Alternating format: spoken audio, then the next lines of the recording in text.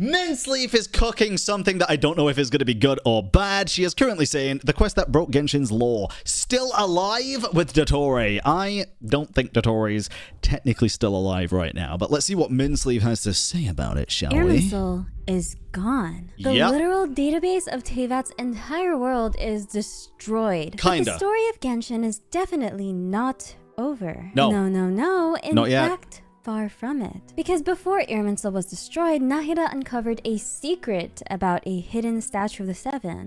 True, the upside down. Oh my god, dude. Oh my god, I hope she's going to go into this because this is something that we haven't even touched on yet. That we probably haven't seen before. Dottore left behind important information that might explain how he could one day return. Yep. And throughout these quests, a suspicious lizard keeps appearing in very particular scenes. There's no way Lizard Tori is actually real, bro. There's no way, right? Like we have to be real with each other right now. We have to be.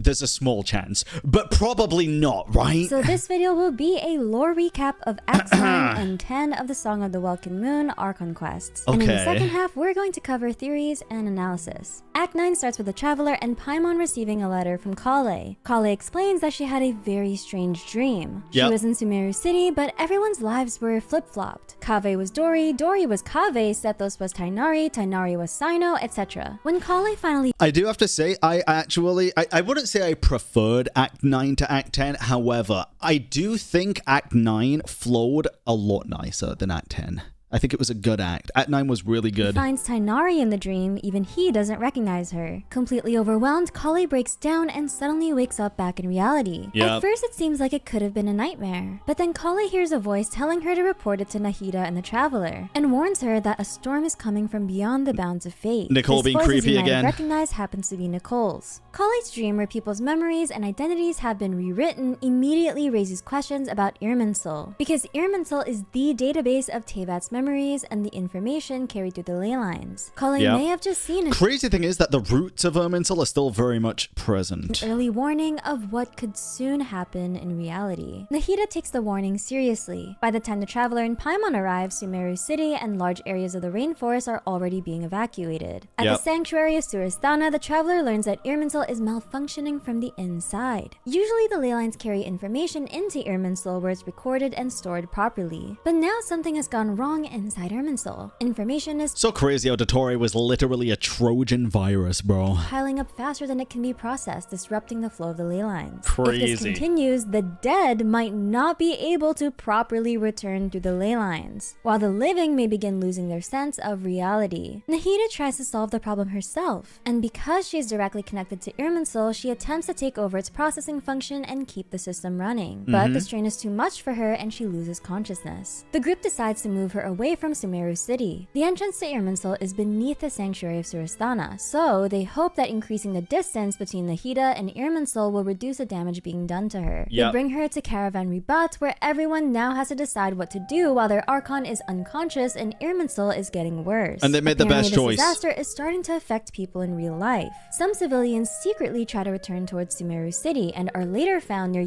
Bro, frickin' this guy on the left, I'm telling you, this guy looks the part. Yasma Monument. Literal suffering from severe mental distress Poseidon and attacking statue. each other. Most of them apparently die. While investigating strange ley line blossoms, Sino and the others realize that Irminsul has not completely rejected outside access, meaning it might still be possible to connect to it. The problem is that Nahida is unconscious, and no ordinary person can connect to Irminsul without a system designed to do so, which brings them back to the Akasha. In the previous Sumeru Archon quest, we learned that during the Cataclysm, forbidden knowledge began corrupting Irminsul. So the previous Dendro Archon, Greater Lord Drukadevata, created the Akasha to gather the wisdom of Sumeru's people and fight back against the contamination. See, it's so sad. I saw a lot of people saying so Drukadevata died for nothing, and at the same as much as I'm like, on one hand, you could see it that way, I'm also like, fate, right?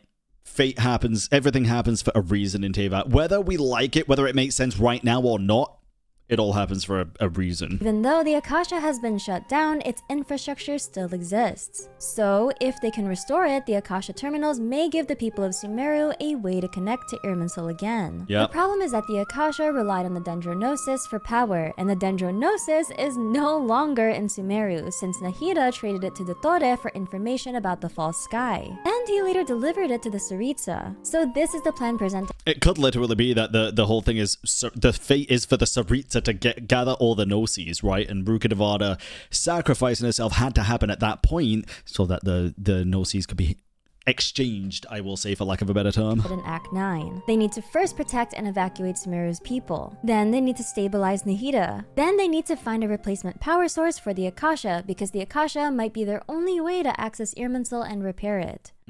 We interrupt this lore spiral to bring you news from today's sponsors. Today's video is sponsored by Aniva. We love Aniba, bro. So, the plan is to protect the people, stabilize Nahida, and find a power source for Akasha to work again. The group splits up according to those goals. The Eremites escort civilians towards Aru village. The scholars investigate the Temple of Silence because I know we kind of skipped over the whole Apep stuff here, but I do think Apep is going to be very important, and I think the Dragon Sovereigns in general are also just going to be really freaking important, dude.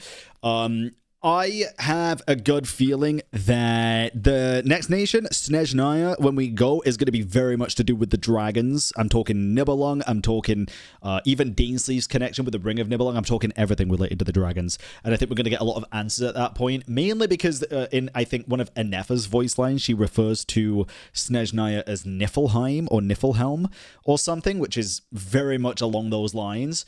And I just really love the idea now that we've gotten pretty much every bit of, Descender lore as well, of course, for sure. But now that we've got all of the information that we have from Nordcry, which is a lot more than we had before, I think it's about time we start learning a lot more about the freaking dragons, bro. Like, finalizing that part of the story and learning enough. Like, we even figured out more in this latest quest that Min's covering right now, about the dragons and the source of Irminsul originally and the power that bears with it, right? It's so freaking cool, dude. Deshret's ancient civilization may have left behind technology powerful enough to replace the Gnosis. Meanwhile, the Traveler and Paimon take Nahida to Apep. Times are dire, and Dendro Dragon Sovereign It wasn't skipped over, I was just impatient. Apep might be the only being in Sumeru who can help Nahida recover while Irminsul itself is failing. Given the history between humans and dragons, Apep doesn't immediately want to help. She doesn't care about humans at all, so she feels she has no reason to solve Sumeru's problems. But the Traveler reminds her that Nahida previously saved her from forbidden knowledge during Nahida's second story quest. Apep at least agrees to repay that help. Through the Heart of Oasis, she gives some of her life force to Nahida. This stabilizes.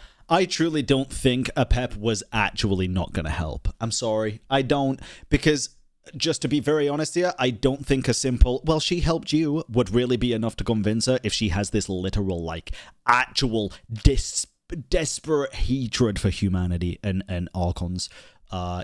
I just don't think that would be enough to convince her to help. Is Nahida enough for her to survive, but Apep warns that it is only temporary. Nahida can't truly recover unless Irminsul itself is fixed. Apep then reveals a lore drop about Irminsul. Irminsul was not created by the Heavenly Principles, which is opposite from what we previously thought. According to Apep, Irminsul existed before the Heavenly Principles arrived. Apparently, it originally belonged to the old world of Teyvat and the dragons, and it once filled with We gonna learn about this, baby. the power of the Light Realm. After the Heavenly Principles took control of Teyvat, they changed Irminsul so it would serve humanity and anchor the fate of the world. After Apep helps her, Nahida briefly wakes up. She gives the Traveler a message involving a special statue of the Seven. The location connected to the message is hidden, and Nahida tells the Traveler not to tell anyone. So the Traveler keeps that information to themselves for now. What do you think the location is?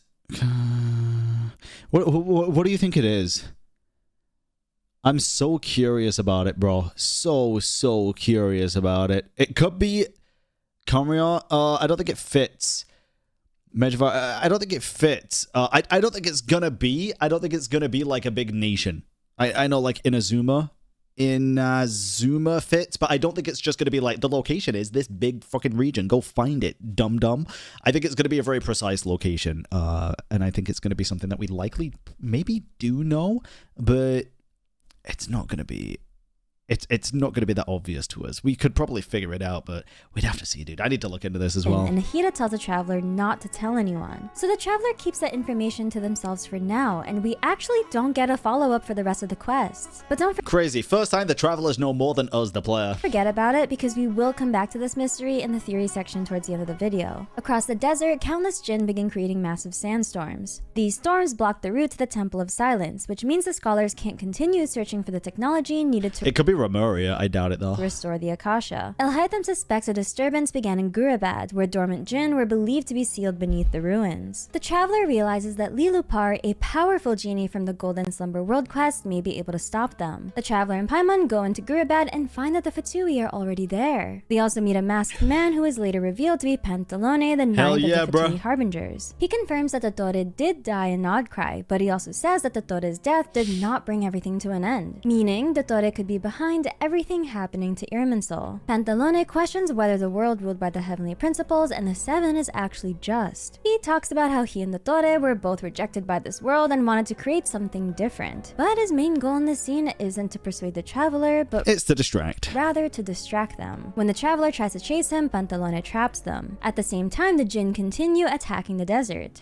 This whole exchange here was so fucking funny, bro, with Dory. The Fatui use them to create the sandstorms and keep everyone focused on the desert while their real plan involving Irminsul moved forward. At Aru village, Tainari, Kale, and Dory are protecting the evacuated civilians from the jinn. Their defenses start failing, and Kale hears Nicole's voice again. Can't believe we got Poseidon and Boba Fett in the same cutscene, bro. It's insane. Nicole tells her to repeat a song. When Kale repeats it, the jinn immediately calm down and even show submission. Apparently, this song was written by the goddess of flowers, Nabu Malikata. This moment brings us back to the darkest part of Kale's lore, and her connection to God remains. This part, in my opinion, was one of the coolest parts of the entire quest, by the way. I do want to say, I feel like the best thing about this specific quest, Act 9 and Act 10, is the fact that it didn't just feel like an Archon quest to wrap up Dottore's story, it felt like the final Sumeru world quest to wrap everything together.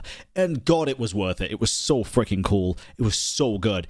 The thing is, it's like, the last thing, and I mean this wholeheartedly, the last thing I would have expected from the god remains that were injected into Kale would be that it was the goddess of flowers, up until this quest. That surprised me, and that was awesome, because it also gets me thinking, like, where did Dottore get those freaking god remains from? And who else's remains does he have, or did he have, you know? Like, this... It's so cool, and who is Dottore? Who is Zandik, you know? There's so many questions with such little answers that I don't know if we're even going to get those answers at this point, or if it's just going to be left up to interpretation now. I don't know. What do you think happened with the Pyronosis? I've sat on it for a while. Originally, I thought Pantalone probably took it, but the fact that they're saying, the fact that the Archons are now saying it's like they can't sense it at all, I am thinking the Shades took it after that cutscene with Nahida at the end, and I think they've intervened already now, based on the gods. I uploaded a video about it the other day. You should check it out, based on the Teyvat chapter storyline preview lied to us. I think the Shades have taken it. I think we'll probably confront them about it at some point early in Snezhnaya, and I think the Tsaritsa will end up retrieving that Gnosis from the Shades somehow. Whether or not it's from a Shade perishing, which I think would be the craziest thing and kind of unlikely, or if it's a bargain of some kind, I don't know, but we'll see. It's not destroyed, there's no way. Bro, if they destroy the final Gnosis, that's so fucking dumb when the whole plan was to get all the Gnosis. I'm sorry. Nah, it would just be... I think that would be not necessarily bad writing, because they probably have reasons for it. I think it'd be really fucking disappointing and very silly if they just destroyed it, to be honest. We'll see. When Kale was a child, she was extremely sick with Elazar. Her parents were desperate to... I actually think that part from the God's Limits teaser where they say, like, I think it's time we intervene is around now in the story. I think it happened around now. Because like Nova says, we've already seen Piero being able to locate the Shades in some way. In that cutscene, it goes, they're located beyond the firmament. I've scrutinized that cutscene to every limit you can possibly think of. They are beyond the full sky, somewhere in the heavens. I have no idea where. I liked to think previously that they were in the moon, or on the moon. Clearly not now, because we've already seen that, and we would have noticed if they were there when we went up there with Columbina. It just doesn't make any sense at this point.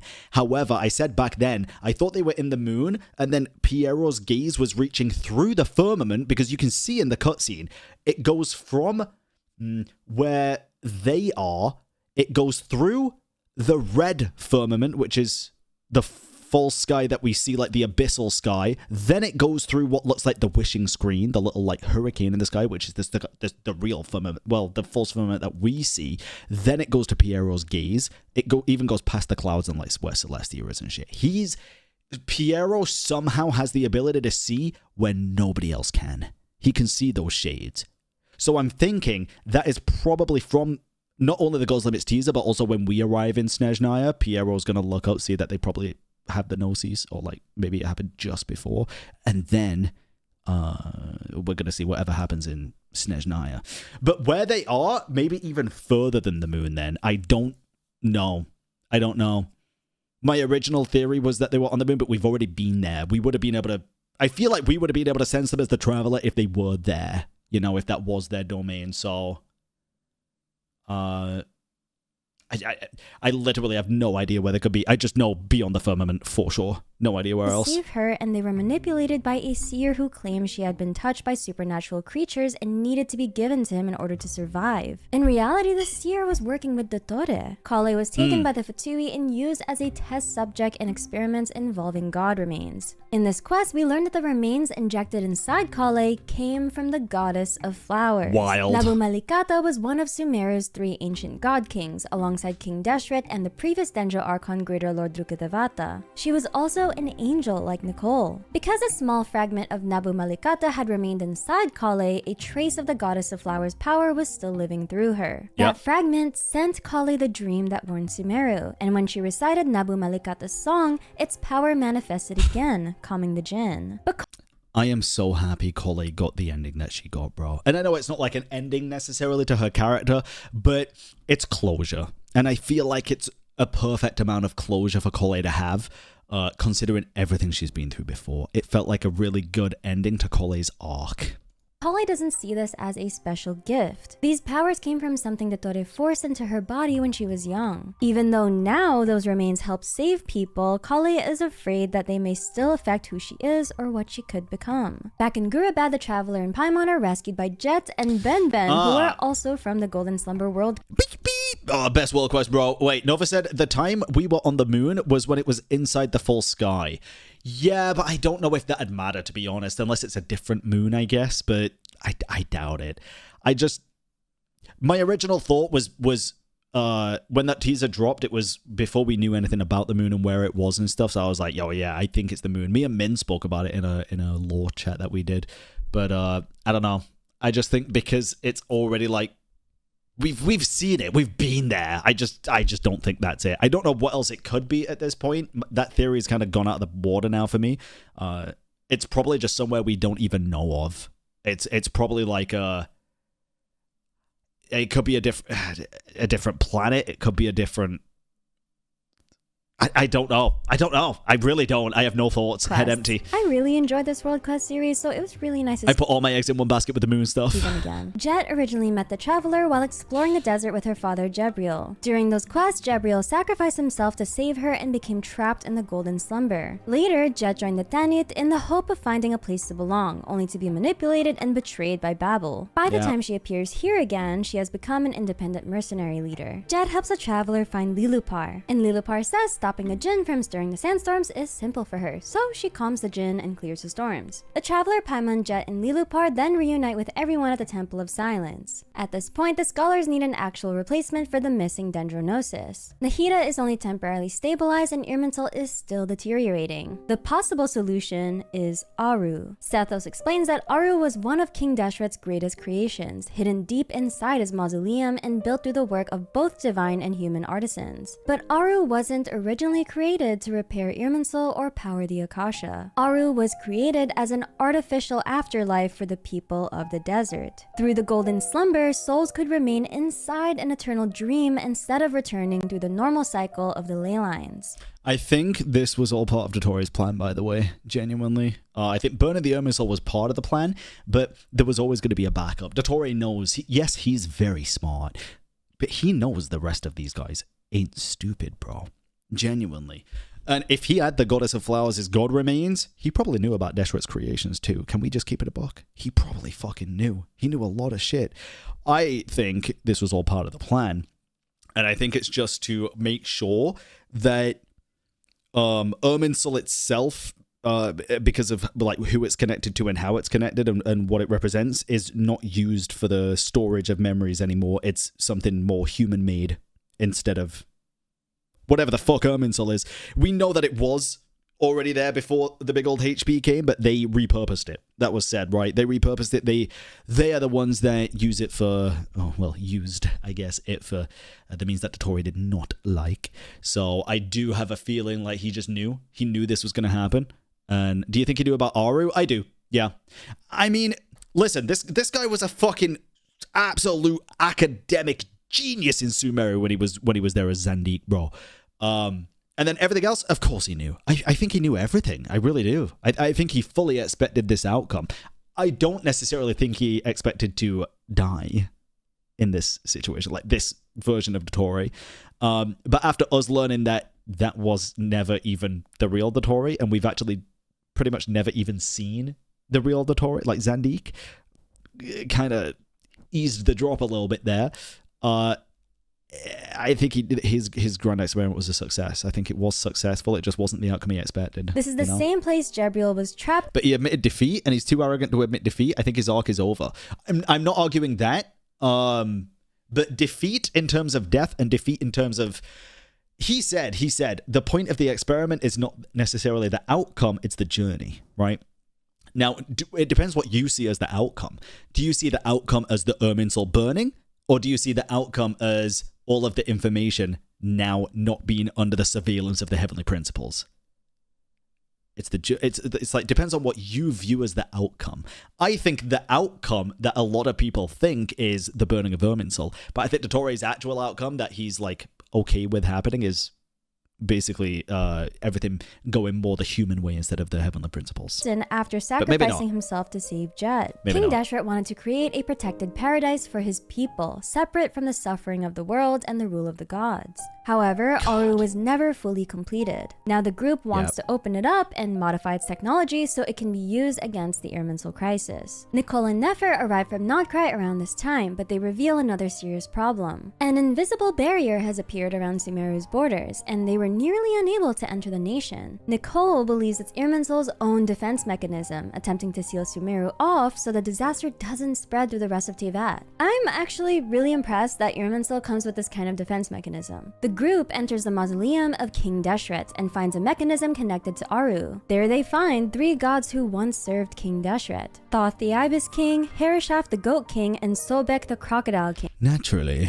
All 3 had been imprisoned inside Aru, and the only way to free them was to answer 3 questions left behind by King Deshret. Nefer realizes the answer to all 3 questions is time. Time causes civilizations to rise and fall, time allows feelings and grudges to disappear, and time determines what is remembered as true and what is eventually lost. Istaroth intensifies. Thoth accepts that this was the answer King Deshret was looking for. He also suggests that Aru may have been connected to King Deshret's desire to reverse time or return the world to an earlier state. Interesting. But before it is interesting. It makes me think more about the shades as well, and it's like, if one of them were to die, it's got to be one of the 3, right? It's not going to be fucking Asmodee. We know that for definite. It's not going to be Asmodee. So it's got to be either Rhindon or Tiberius, which I really doubt because they're merged at this point.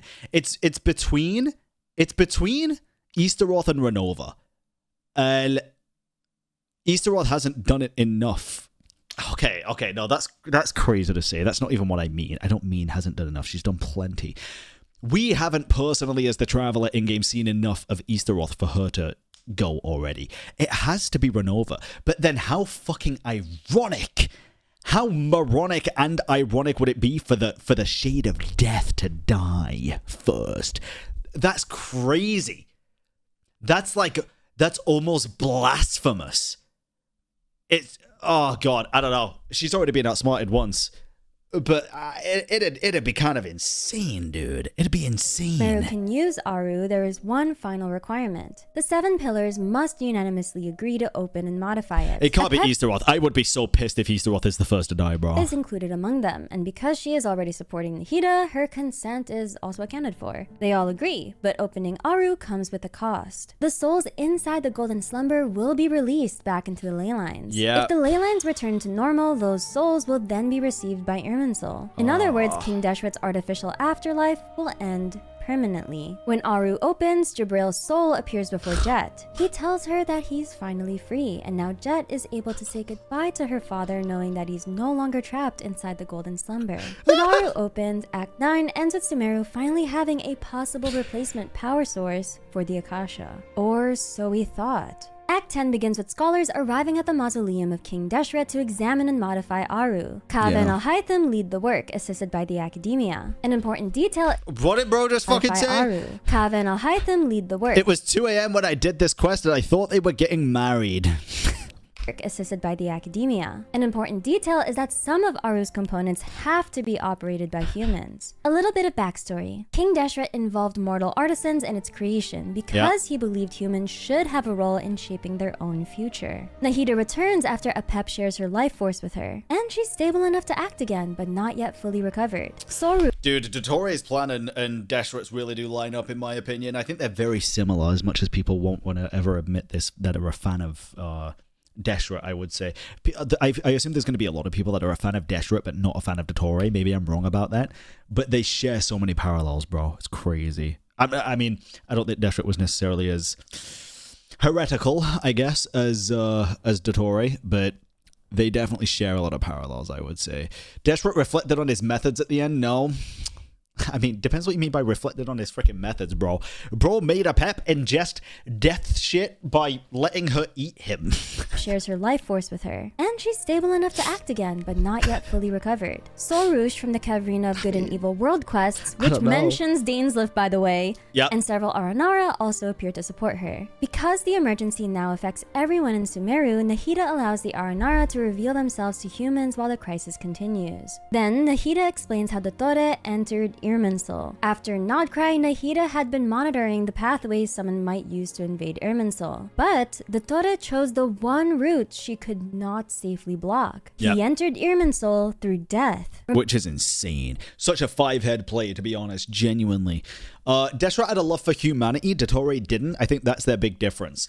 See, that is interesting. That is very interesting. I actually think Dottore valued humanity more than you think, personally. I think Dottore didn't like the gods, same as Deshret. But I think Dottore himself... This is such a tricky one, dude, because I think he definitely cared for humanity. I think he was also just too selfish in his own regard compared to Deshret. Does he even have love for humanity? I don't think he just didn't care about humanity. I think he wanted humanity to stand on its own 2 feet, separate from the gods. I think he had It's so weird because this is why I say they parallel each other so well, dude. Deshret and Dottore both despised the gods. They didn't want the power of the gods. Well, Deshret didn't want the power of the gods. Dottore kind of did, right? It's weird. I think that's what sets them apart. I don't think it's anything about value in humanity. I think it's more about personal power as well. Because Deshret didn't want the power of the gods. He refused the Gnosis. He refused the power of the gods. Dottore was trying to create a false god himself as well. Why did he refuse Thoth then? Because I don't think it fit in line with what he wanted. I don't think that's necessarily... I don't think Dottore refusing Thoth is him saying, I don't want to, be a god, or...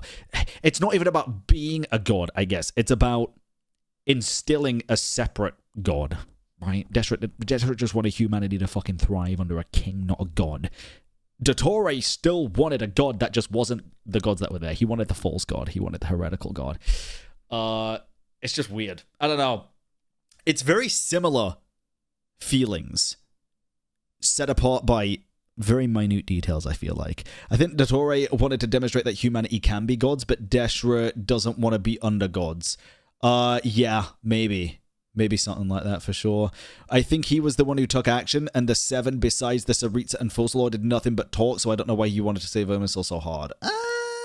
Wait, I'm confused by that one. Hold on. Come back to me with that one after this. Hold on. Remember, when someone dies in Teyvat, their soul returns to the ley lines. Yep. Nahida can't stop a soul from entering the ley lines, even if it happens to be Dottore. So he died in Nordkrei, and his soul traveled into Irminsul, because that's what should happen to everyone when they die in Teyvat. Once he entered, Irminsul began blocking Nahida's access. His corruption spread, and a massive dark tree began appearing above Sumeru City. So this is where the original plan from Act 9 needs to change. At first, the scholars planned to use Aru as an alternative power source for the Akasha. They would restart or modify the Akasha, use the terminals to connect to Irminsul, and then attempt to repair the problem. Nahida explains that this will not work anymore. Irminsul itself is now too damaged, and Dottore is already inside it. Reconnecting to the Akasha won't help them fix anything. So they create a new plan. They will connect Aru to the Akasha, distribute new Akasha terminals across Sumeru, and have everyone connect to Irminsul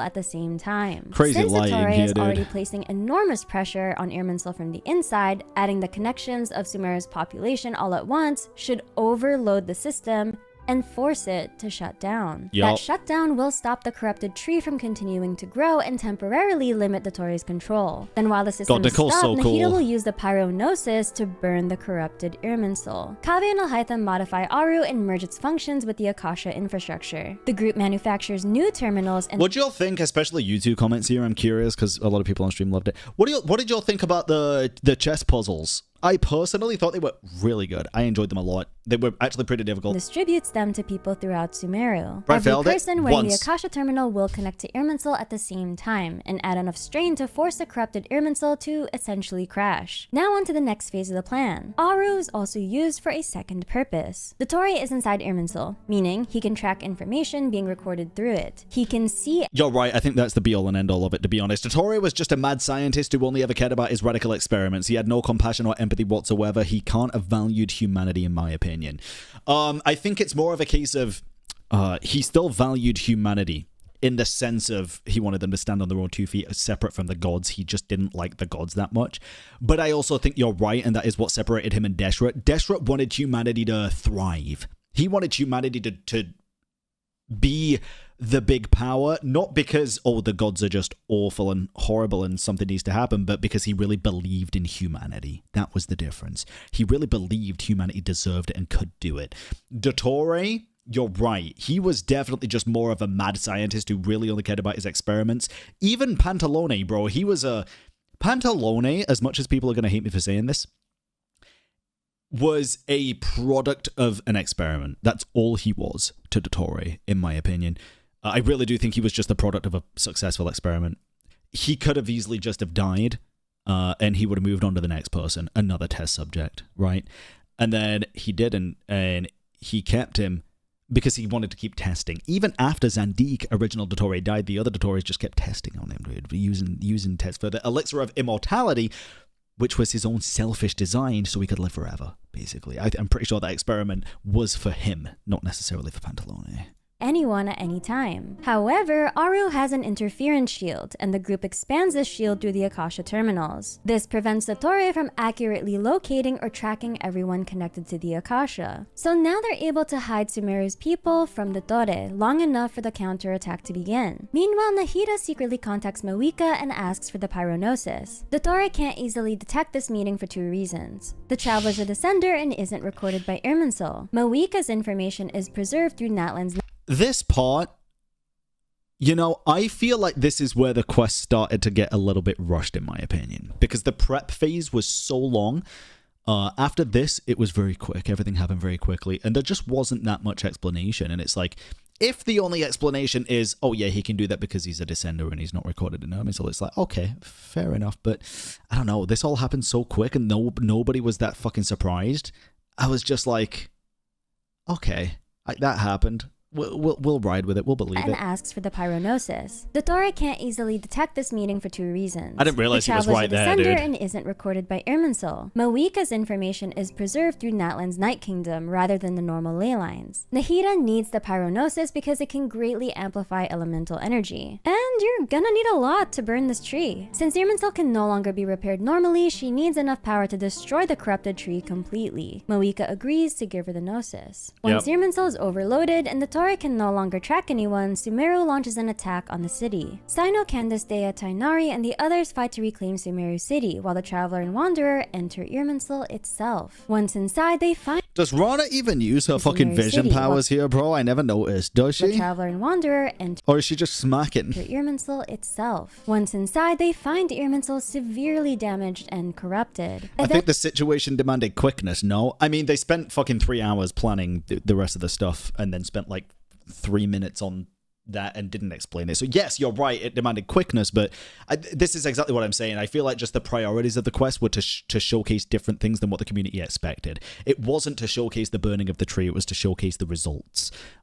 Which I think is why a lot of people felt that that whole part was rushed. And I kind of do agree. I still loved the quest, don't get me wrong, I give it a 9.5 out of 10, but it doesn't stop me from feeling like that specific part of the quest was definitely more rushed compared to the rest of it. Eventually, Dottore finds them and surprisingly addresses Wanderer as Scaramouche, which is huge because Wanderer erases past identity from Irminsul. Most, if not the whole world, shouldn't remember Scaramouche. However, Dottore explains that after meeting Wanderer again in Nodcry, he was able to deduce what had happened. During the battle, Wanderer keeps Dottore occupied while the Traveler reaches the part of the system Nahida needs. This creates an opening for Nahida to take control of the corrupted information inside Irminsul. Nahida then makes the most important choice in the quest. She decides to destroy Irminsul. Irminsul is deeply tied to Nahida's own existence. She was created from one of its purest branches to save it from corruption. It also, again, holds the knowledge and memories of the entire world and serves as a system through which fate itself is maintained. So destroying it is a huge deal. In fact, when Nahida decides to burn the tree down, Tevat's higher powers respond. Renova, the ruler of death, Istaroth, the ruler of time, and Nibirius, the ruler of life.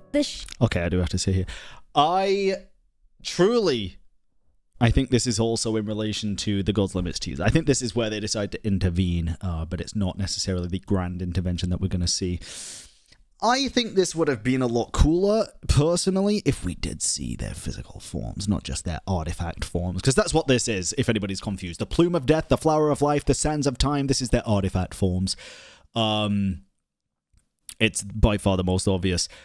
I really would love to see their human forms in-game. Maybe it's because their models aren't necessarily finalized yet or something, but I just think it'd be cool, bro. Hopefully early Snezhnaya, whenever they do fully intervene and the Tsaritsa goes after them, we get to see their full human forms. Like, human-esque forms is what I'm saying. Shades that directly report to the Heavenly Principle showed up because of this. The Shades question Nahida's Let them cook, I am. Decision to burn Irminsul, but Nahida refuses to save it. Irminsul has been corrupted beyond redemption, and she believes that honoring the tree means protecting the humanity it was meant to serve, even if Irminsul itself must be destroyed. Nibirius accepts her decision. She tells Nahida that she has already become a great tree in her own right, so there's no reason to fear the loss of another. The Shades allow Nahida to proceed, so then she uses the pyronosis to burn Irminsul. As it burns, Dottore accepts that his experiment has reached its end. He says goodbye to his husband, Pantalone.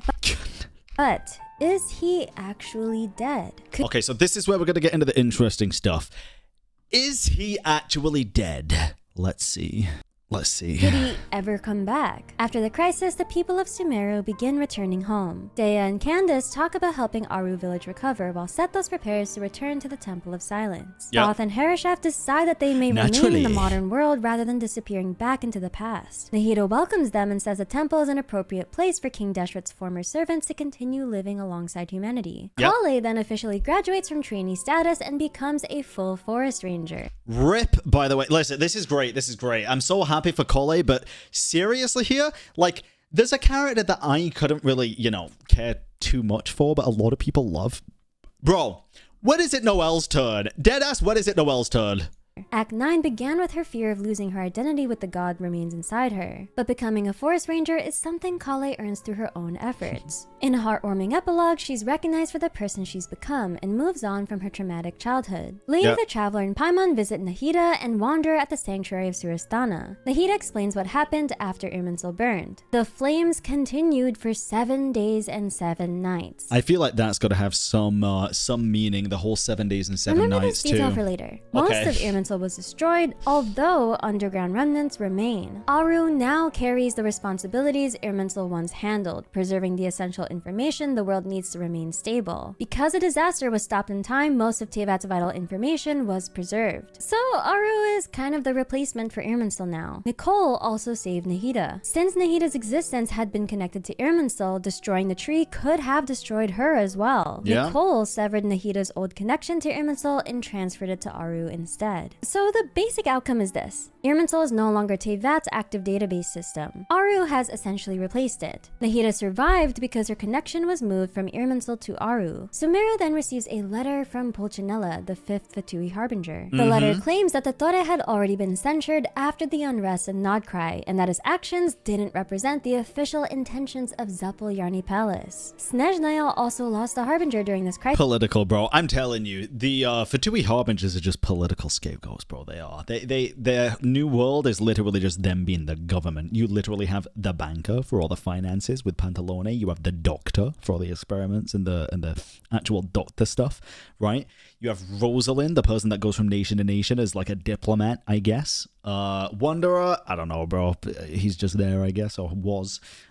Everybody has a role. Everybody has a role. You had Capitano was the war person, right? Yeah, everybody had a role. It's very interesting. And Dottore's remaining subordinates will be punished. Snezhnaya also promises relief funds and supplies for Sumeru's recovery. Paimon immediately realizes how convenient that statement is. Yeah. It basically allows the rest of the Fatui to avoid direct responsibility. Nahida understands the political wording as well, but she accepts that the immediate issue of Dottore is settled for now.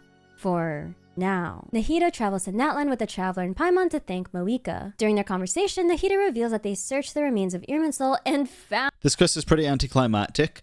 Okay, before Min gets into the theories here, I will touch on this because I see a lot of people saying it. I actually disagree heavily with that statement. I'm sorry. Even if you don't like the quest, I feel like it's misrepresented when people say it's anticlimactic, because the thing is, I feel like it had a great climax for everything kind of but Dottore. I really do. I felt like Kole's story arc had a fantastic climax. I felt like pretty much all of the Sumerian frickin' world quest but still important characters had a great climax. I feel like most of the storylines that were involved in this quest had a great climax, other than Dottore's. The thing is, and this is what I keep saying, I think it was really hard for Hoyoverse to have a climax that the majority of the community, especially the loreheads, would feel justified with or like satisfied with after we basically knew what was going to happen for the past 4 years since the trailer was originally shown. It was really hard. It could also be the case of, like, it's not a climax because it's just not his climax yet. We just don't know. We don't know. Everything's up in the air. I was pretty happy with the overall climax of that quest, overall, because it wasn't all about Dottore for me. It was originally all about the Irminsul, but it became more about everybody else than Dottore, and I think that was the intention, but I could be wrong. I don't know. I don't know what the actual intention was supposed to be. Found no trace That's how I of saw the it. pyronosis. It just suddenly disappeared. Feels like everything was fine in the end. No consequence apart from Lilopard dying. She didn't even really die. You can take her out of your bag anytime. The biggest consequence, and it is a consequence, is the fact that the Irminsul is no longer... So, you know, like how it was announced in this quest, how the Irminsul wasn't a creation of the Heavenly Principles. It was there before they even arrived. It was likely a creation of the dragons, or it even existed before they arrived. And then the Heavenly Principles repurposed it and took over the Irminsul to fit their needs and to be able to keep an eye on everybody and everything. We just did that exact same thing. We took the power away from the Heavenly Principles. We took the Irminsul away from the Heavenly Principles. We've repurposed the Irminsul. That, my friends, is the biggest consequence from this quest, and it's a fucking interesting one. we're not going to get to see the payoff right now. We just moved it, to be honest. See, that's where people are just incorrect. We didn't just move the Irminsul. That's one part of it. But what we've also done is made sure that the people that are presiding over the memories and the data that is inside Irminsul/Aru now is actually the humans and us. And the Archons and stuff. It's not the Heavenly Principles, and it's not Celestia. That's it. It's like, the roots of Irminsul still exist. We'll have to see exactly what happens with that. But it's not just a case of the memories have moved from one place to another. It's that the people presiding over those are totally different now. We've repurposed it, we've restructured it, and now it's under new management, basically, which is the biggest thing. That's going to be interesting. Haruka, thank you for the raid. Welcome on in. We are currently just watching through some lore here, so buckle in, because this is an interesting one. I'm going to make a guess and say that Pantalone took it with him back to Snezhnaya. See, I thought that at first as well. I don't think so anymore, Min. I need to talk to Min about this. I'm going to talk to her tonight. I'm going to try call her. I don't think that's the case. I actually do think the Shades have it now. I originally thought Pantalone had it. Confirmed, just a guess. Even so, Moeka doesn't regret giving it to Sumeru. She suggests that its disappearance may be connected to the large change Irminsul's destruction caused to Fate. Like Pantalone took Fate in his own hands, literally, and took the Gnosis, yes. The final part or epilogue of the quest focuses on Kale. Kale travels to Mondstadt with the Traveler, Paimon, Tainari, and Sino. She reunites with Sucrose and Albedo and the cast from the Windbloom Festival. Nicole then reveals that Lilupar has come to see Kale. Lilupar explains that the final remaining trace of her mistress, the Goddess of Flowers, now exists inside Kale. Dude, I never thought I would be sad about a racist lamp passing.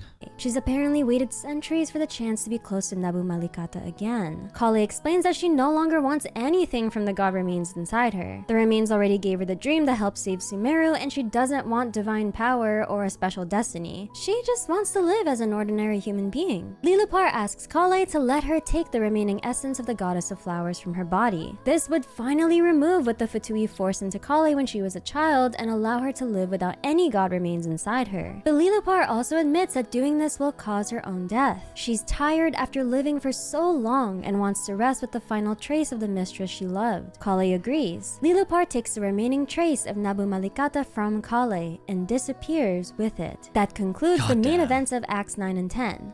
And it was crazy, and now we're going to have 10 minutes of Min yapping about theories, which I'm the most excited about. I'm curious why the Heavenly Principles had no reaction to Irminsul burning. I think it's because a lot of people's theories about the big old HP being very highly linked to us, the Travelers, I guess, and possibly Paimon too, and the ship and everything is likely pretty true. There's probably going to be some little bits of information that we're missing still, for sure. But I do think the whole sleeping just means, you know, not at their stations, basically. They're too busy with other things like, you know, exploring Tapan. Quest leaves behind some very important information about Dottore, Fate, and what this could mean for Snezhnaya. Not to mention the cryptic message Nahida gave the Traveler while she was still connected to Irminsul. But is Dottore actually dead? There may have been some confusion surrounding Dottore's plan and what happened to his soul. What could this be, dude? What could this fucking be? The location of the freaking upside down statue. Ah, God. While she was still connected to Irminsul. But is Dottore actually Payola? dead? There may have been some confusion surrounding Dottore's plan and what happened to his soul after. What would actually fit? Payola would. Payola was, correct me if I'm wrong, but the burial site, or not burial site, but death site of, the previous Descender, right? Where the third Descender died, yeah. Remuria would work, yeah. Nodcry would work in it. Nodcry, yeah, Nodcry would work. Inazuma would work. What else would work? We'll think about this later, bro. There's so many places that probably would end up working. He split it in half. But the post-quest item Anomalous Tree Marrow 3 explains the method behind his plan.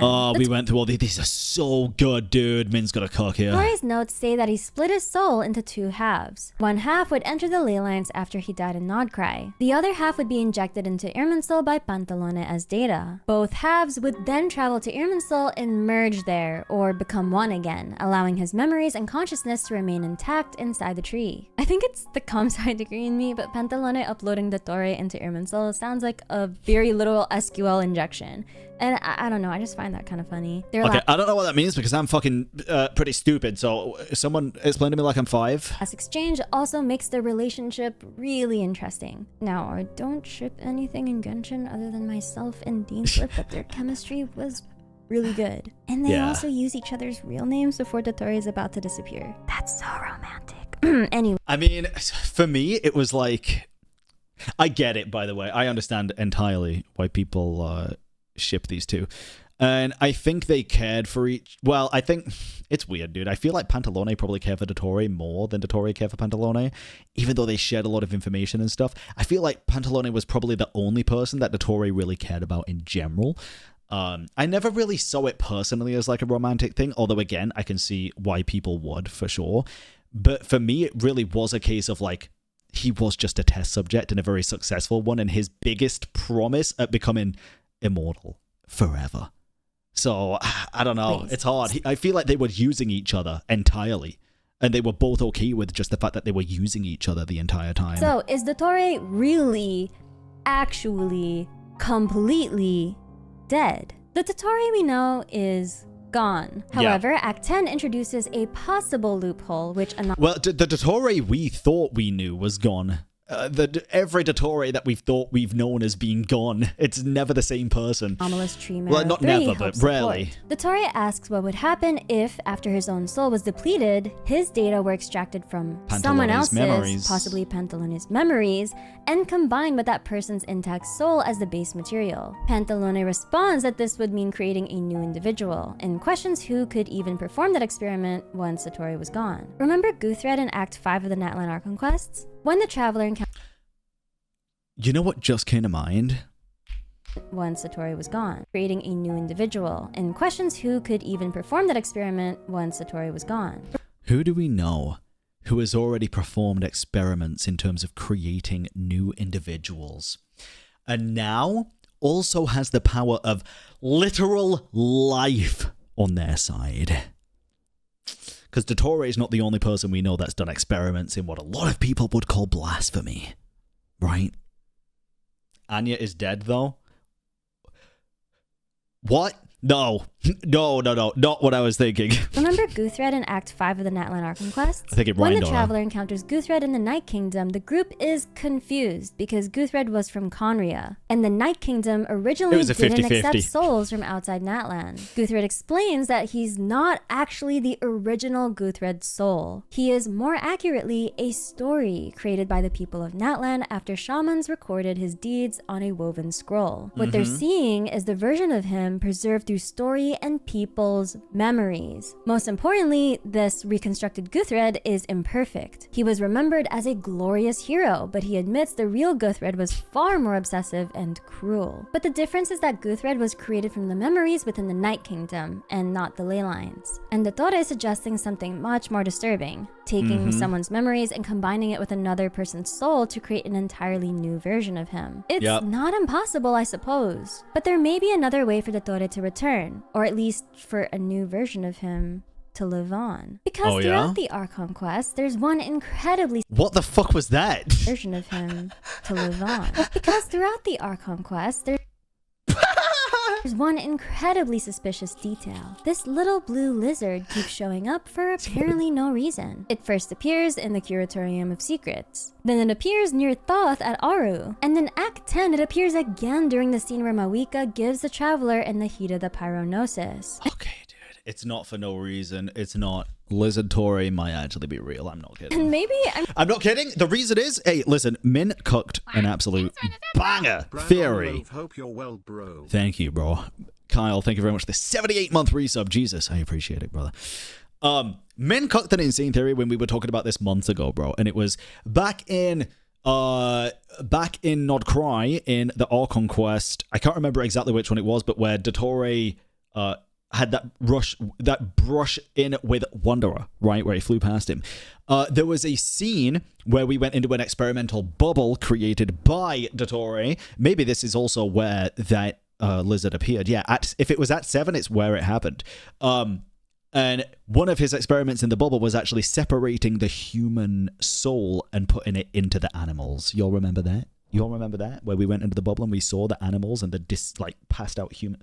passed out humans next to them. It is entirely plausible that this is, or at least harbors Dottore's soul. Again, during the scene where Mawika gives the traveler in the heat of the pyronosis. And maybe I'm reading way too much into this little guy, but the way these scenes were framed makes it feel like the game wanted us to notice this. Now here's the issue. Dottore had already been experimenting with something related to this. Back in It's true, because when that... Oh, here we go.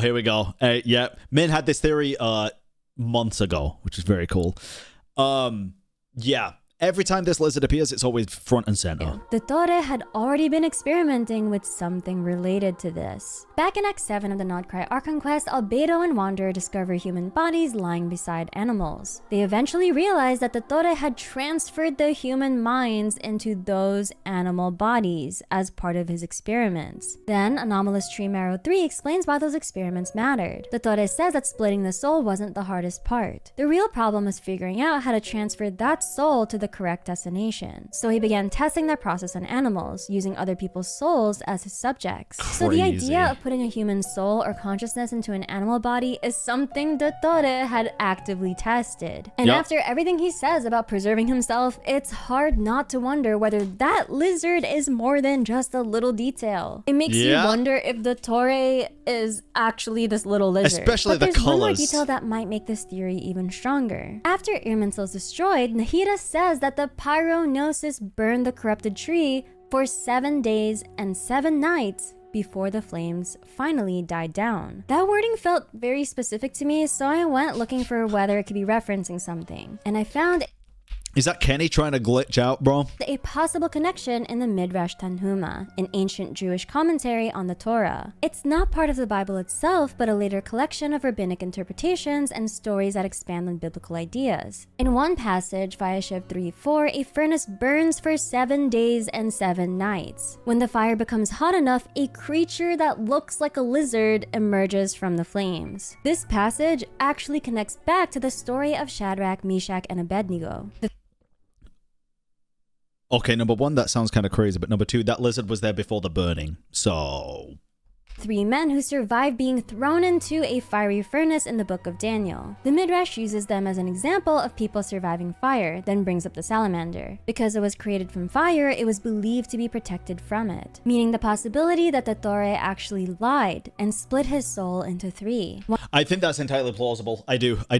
I said from the beginning, bro, the way that Pantalone said it, like the remainder of your soul was split in 2, I deadass think he split it into 3, bro. I do. I think he split it into 2, and then half of his soul was put in, like, the lizard, for example, right? Just as an example, let's just imagine this for me. Imagine this. Dottore's soul, one big ball soul, right? Split into 2, so there's 2 separate halves. Let's just say, like, this.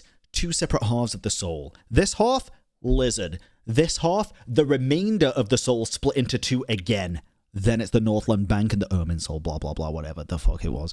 I deadass think, bro. 3 deadly cells, 3 souls. I think he did that. I do. One died and not cry. I said it instantly before. I 100% do. Was kept in Northland Bank by Pantalone, and the 3rd is now in this lizard. So is the last piece of Dottore's soul in this little lizard? To be clear, none of this is confirmed, but I also don't think it's unreasonable to question whether Dottore is truly gone. Either that, or I'm coping with the rest of the Dottore fans. Because honestly, I thought he was one of the best villains Genshin has ever had. Yeah, maybe even we the spoke best. about this. And I love the idea that even after his defeat, the threat of Dottore is still hiding somewhere in the story, waiting for the right moment to return. I just love the thought of him continuously haunting the narrative, okay? Now, since the Irminsul tree has been burned, we need to talk about fate. What happens now that fate doesn't seem to exist? Irminsul was the method through which the heavenly principles maintained fate, but now the Irminsul I think it still exists to an extent. I do. I think the roots have something to do with it. has been destroyed. Nahida says that the flow of fate now carries many more possibilities. Yep. But the quest doesn't say that fate is completely gone. No, I think it just like Irminsul's roots still exist, I think fate just has more branches of possibilities now. It's not just one fate. I think there's multiple. It doesn't say that prophecies no longer matter either. And it doesn't say that every possible future can suddenly happen. What it does confirm is that there are now more possibilities in the flow of fate than there were before. Meaning Teyvat's future is no longer fixed on one path or completely predetermined. Prophecies may have more room to change. Characters may have a greater chance of escaping outcomes that once seemed unavoidable. And most importantly, the Heavenly Principles may have lost one of their most important tools for maintaining control. This also connects to what Alice previously said about the Abyss. Alice described the Abyss in relation to the hatred of fates that will not come to pass, futures that are rejected and never became reality. Now that Irminsul has been destroyed and more possibilities can apparently move forward, it raises an important question. What happens to the Abyss now that this fate system has changed? We don't know the answer yet, and we don't know whether this change weakens the Abyss, strengthens it, or creates a completely new problem. So for now, this is theory. But what then will be Snezhnaya's story now that the Heavenly Principles no longer seemingly controls fate? Dragons, baby! Doritza has set her gaze on the Heavenly Niflheim. Principles. The God's Limits teaser heavily implies that the Fatui's end goal involves challenging and possibly killing the Heavenly Principles and their shades. When the Heavenly Principles eventually does wake up, they may find that Irminsul has been destroyed and replaced by Aru. Dude.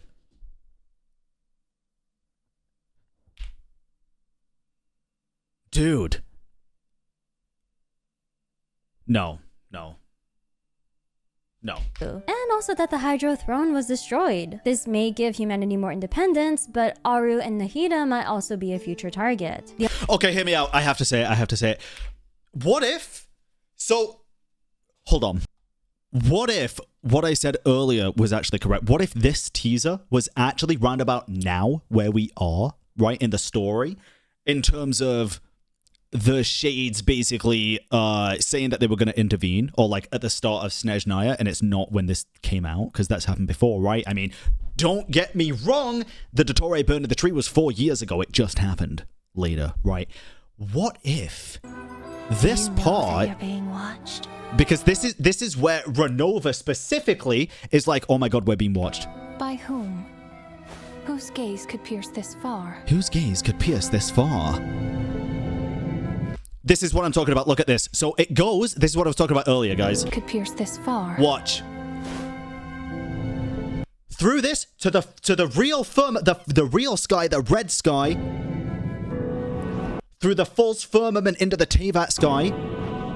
Past everything, past Celestia, down to Piero. What if this? And then I remember those eyes. This is actually foreshadowing for what's gonna happen. Like, yes, this is likely the cataclysm, right? The big catastrophe, what happened.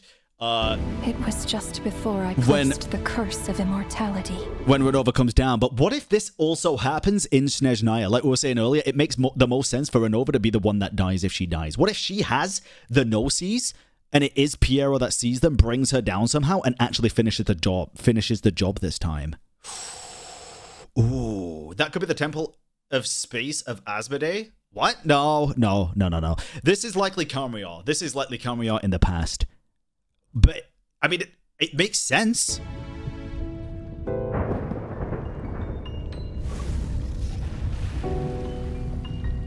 Originally, I was thinking, what if this isn't right now? But then, he doesn't have the mask. He doesn't have the mask here.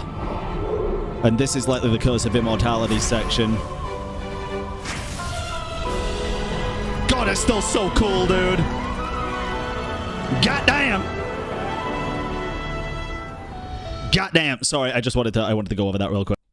Dude, I think that would be awesome. I think that would be so freaking cool. It heavily implies that the Fatui's end goal involves... If Renova dies, Teyvat is cooked. Okay, bro, people said the exact same thing about if Irminsul burns. I don't want to fucking hear it anymore. Every single time somebody comes up with a theory, though, deadass, listen, they're like, when people were like, the Irminsul's definitely going to burn, they were like, no, because everybody had died, Nahida had died, and it's like, I always said, leave it, wait, because there is always new things in the lore that will make it make sense. What happened? New things in the lore that made it make sense, baby. I don't put anything past Hoyoverse. Anything is possible in this game. anything. challenging and possibly Now listen, I don't want Run Over to die. She hot as balls, but she might. killing the Heavenly Principles and their shades. She when might. the Heavenly Principles eventually does wake up, they may find that Irminsul has been destroyed and replaced by Aru. And God damn, bro. Hey, she got some good... also that the Hydro Throne was destroyed. This may give humanity more independence, but Aru and Nahida might also be a future target. The artifact set Disenchantment in Deep Shadow adds more context to Snezhnaya's potential story. The lore in the artifact set takes place before the current Tsaritsa ascended the throne and Wait, would killing the ruler of death release Capitano from his throne?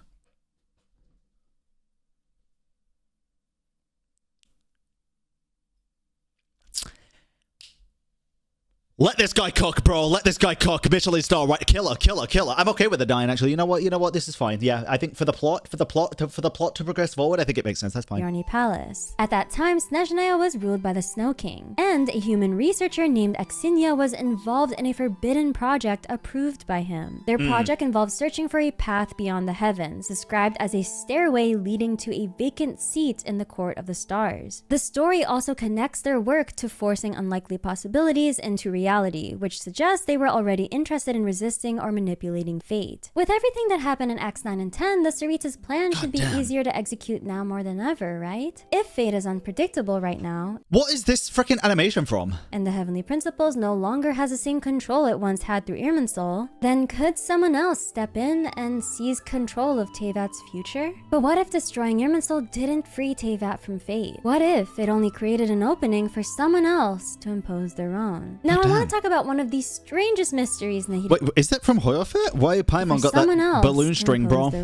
Now, She got that balloon string! I want to talk about one of the strangest mysteries Nahida leaves the Traveler with before Irminsul burned down. Before everything is destroyed, Nahida seems to pull one final piece of important information from Irminsul. She tells the Traveler, the statues of the gods hang inverted from the heavens, but one alone is unique among them. Then she secretly gives the Traveler the location of this unique statue and instructs them not to tell anyone. And for the rest of Acts 9 and 10, we never get a follow-up. Now, I'm sure a lot of us immediately thought of the defiled statue from We Will Be Reunited. Yes. And I do think that's intentional. The game clearly wants us to remember the inverted statue of the Seven, and this isn't the only Archon quest that we're reminded of it. But I also don't think Nahida is talking about that same statue. The defiled statue was a stolen statue of Barbados that the Abyss Order corrupted and suspended upside down in the ruins. They planned to use it as part of their Loom of Fate operation. But the Traveler has already seen that statue, meaning they already know where it is. So if Nahida were only talking about the defiled statue, why would she need to secretly give the Traveler its location?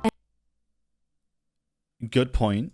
And why would she warn them not to tell anyone? I think Nahida's statement is probably setting up a much bigger secret about the statues of the Seven, Celestia, or even the true structure of Teyvat itself. Upside down Teyvat theory is still a thing. Yeah, I also think Nahida is pointing us toward a hidden statue we've never seen before. And we already have a reason to believe special statues can lead somewhere important. A statue of Barbados was a portal to the Temple of Space. So what if this unique statue does something similar? What if it leads a Traveler to another hidden location that no one in Teyvat is supposed to know about? Remember the massive Barbados statue in Mondstadt? Now, I'm not saying this is the statue Nahida is talking about, but the inscription reads Gateway of Celestia. Just something to think about. If you enjoyed today's video, please leave a like and subscribe, and I'll see you in the next video. I'm your Leafy Lurky Reminsliff, and I read the Genshin Impact lore so that you don't have to. Thank you, Minsleaf. What a good video, dude. That was a very good video. Honestly, dude, let Min cook. I'm gonna have to try Cola tonight if I can, if I'm feeling alright. I've been suffering with some abdomen problems lately, to be honest, but maybe, hopefully tonight it feels pretty good. Yeah, that was crazy. That was actually crazy. Good video. That, oh my god, bro, that was like an hour long almost, and it was a 30-minute video. Sorry, Jesus. Go check out Minsleaf. I'll leave the video link in the YouTube description right at the top. And subscribe to the channel if you're excited to see me and Min yap about Genshin lore. Thank you for watching.